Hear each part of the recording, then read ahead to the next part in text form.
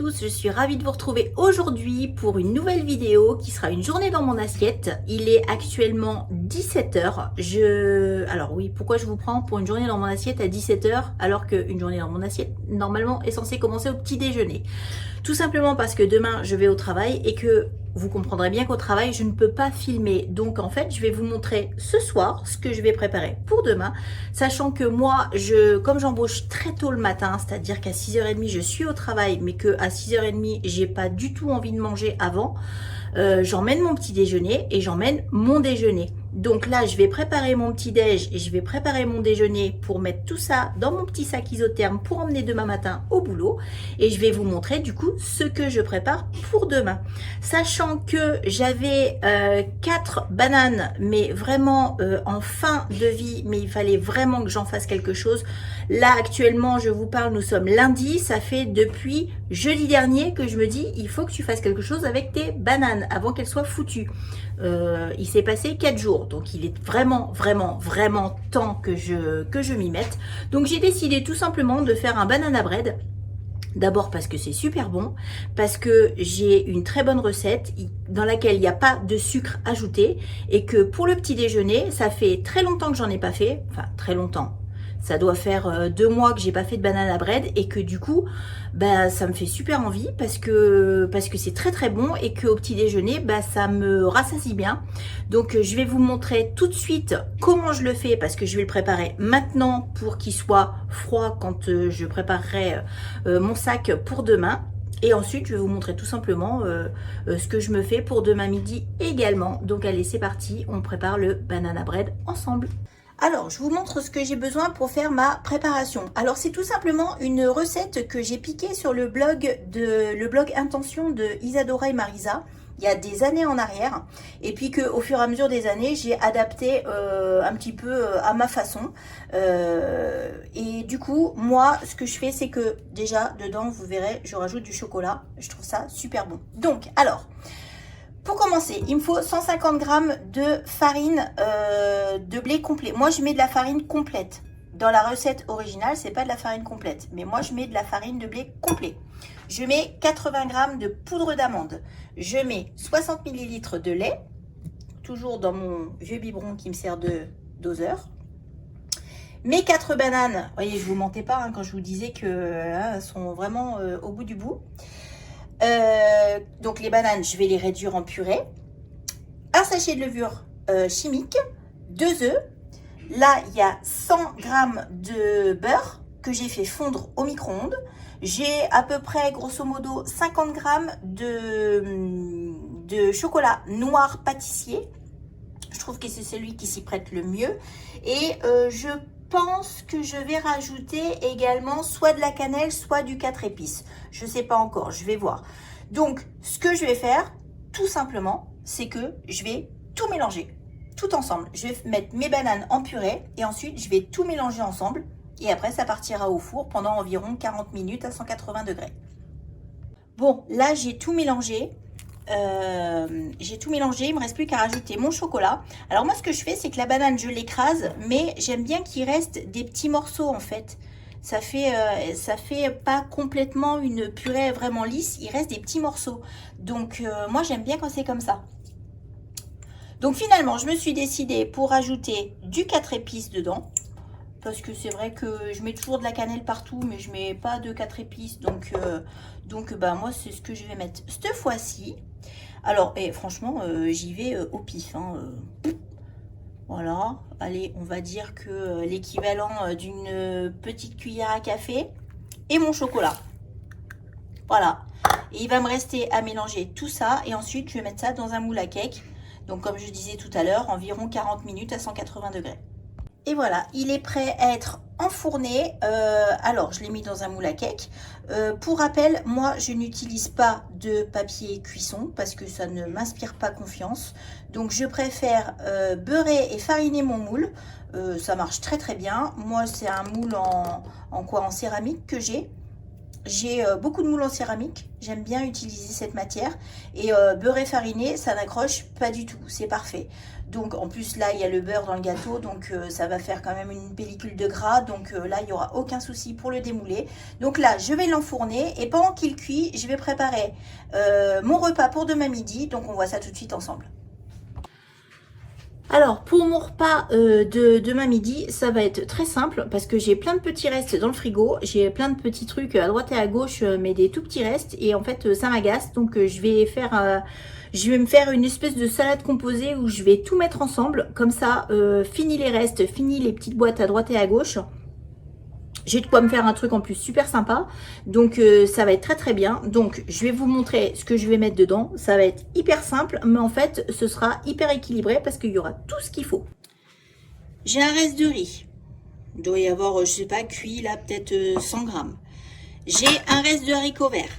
Des haricots que j'avais fait cuire, si vous savez, de haricots surgelés. Et j'en ai un tout petit reste. J'ai 2 œufs durs. J'ai acheté là, à mes dernières courses, des tomates cerises françaises. Enfin, ça y est, on trouve les premières françaises à des prix qui vous arrachent pas un bras. Donc, je vais en mettre quelques-unes en plus dedans parce que là, avec mes haricots verts, j'aurai pas mes 200 grammes de légumes. Donc, je vais rajouter des tomates cerises en plus. Donc, ça va me faire une petite salade composée tout bien. J'ai des glucides, j'ai des protéines, j'ai des fibres. Je vais me rajouter une cuillère à soupe d'huile de colza. Parce que dans les salades composées, je n'aime pas l'huile d'olive. L'huile d'olive, je la consomme que cuite, mais crue, j'aime pas. Parce qu'à la base, moi, j'aime pas trop les olives. Donc, ce sera une cuillère à soupe d'huile de colza, un petit peu de vinaigre balsamique, sel, poivre, et puis ma passion du moment, la persillade. J'en mets partout. Mais partout, partout, partout. Passion en ce moment, la persillade. Voilà, et puis en dessert, je vais tout simplement me prendre une pomme granny, une bonne pomme verte bien acide, parce que j'adore ça. Et puis ça me fera un repas tout à fait complet. Et ce sera parfait pour emmener au boulot. Et voilà mon petit repas pour demain midi. Donc, une petite salade de riz, haricots verts, tomates cerises, œufs durs, avec une cuillère à soupe d'huile de colza et du vinaigre balsamique et de la persillade et du poivre et du sel. Et une bonne petite pomme verte, une pomme granny. C'est ce que en ce moment je m'emmène tous les midis parce que j'adore les pommes granny. Je crois que je vous l'ai déjà dit 50 millions de fois, mais je vous le redis encore, j'adore les pommes granny. Bon, c'est bon, mon cake est sorti du four, il est tiède, il est démoulé. J'ai même commencé à le couper. Donc je l'ai même presque laissé un petit peu trop au four. Mais bon, c'est pas grave. Vous voyez, dedans, il est super beau. Et il est super moelleux. Donc, les 2 parts que j'ai coupées là, en fait, c'est les parts que je vais prendre pour mon petit-déj de demain. Je vais mettre mes petits repas dans mon sac isotherme pour emmener demain au travail. Et nous, on se retrouve pour le goûter demain après-midi. Et coucou par ici, on se retrouve, nous sommes le lendemain, il est 4h15, je viens juste de me préparer mon goûter parce qu'en fait je viens juste de rentrer.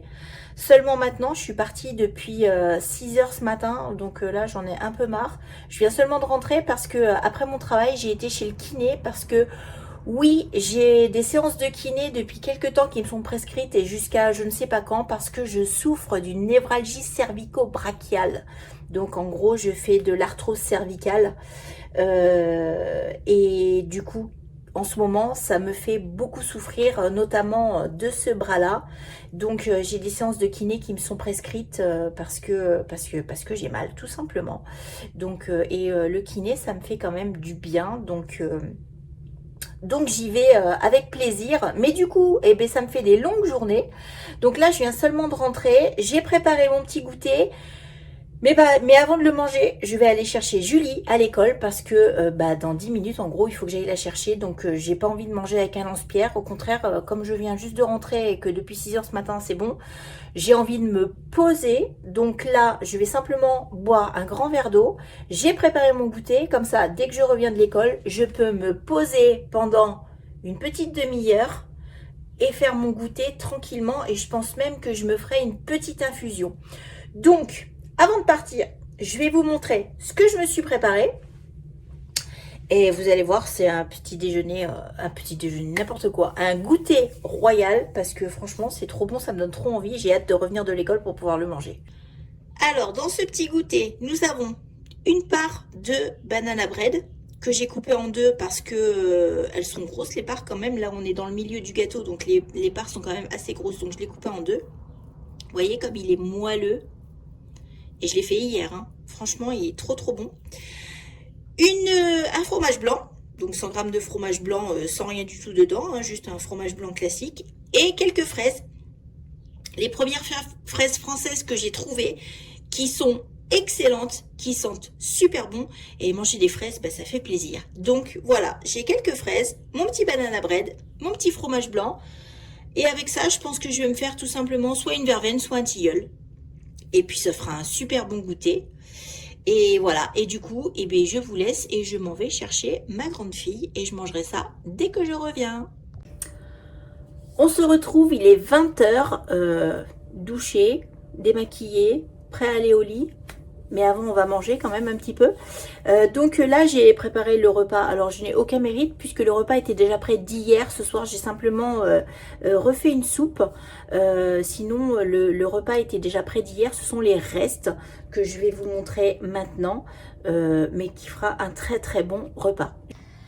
Alors, pour ce soir, j'ai fait une soupe ou plutôt même un potage parce que c'est vraiment très onctueux, très épais comme moi j'aime.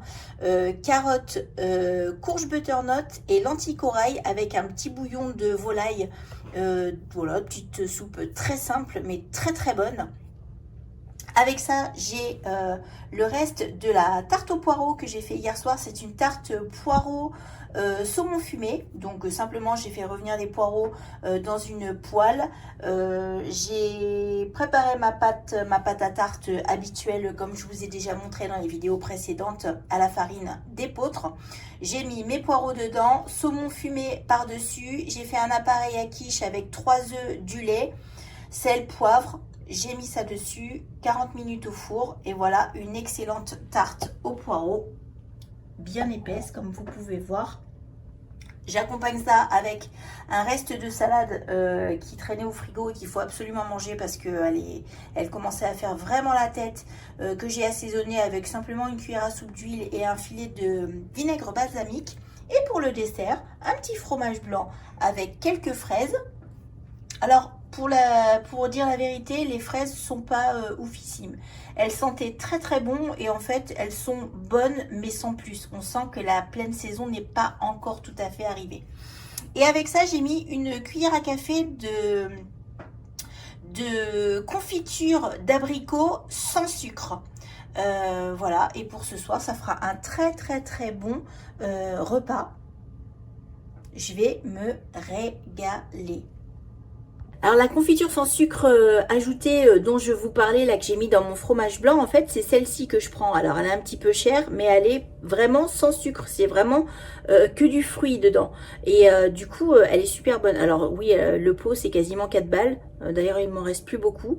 Mais franchement c'est vraiment très bon. Donc moi je vais en racheter un autre pot parce que franchement que ce soit sur du pain, que ce soit là dans les fromages blancs ou sur des pancakes, franchement c'est excellent et on pourrait vraiment croire que c'est de la confiture mais avec cette agression du sucre en moins. Donc moi je valide à 100%. Voilà pour ma petite journée dans mon assiette. J'espère que ça vous aura plu. Peut-être que ça vous aura inspiré, tout du moins diverti, je l'espère. Et je vous dis à très bientôt dans une prochaine vidéo. Bye!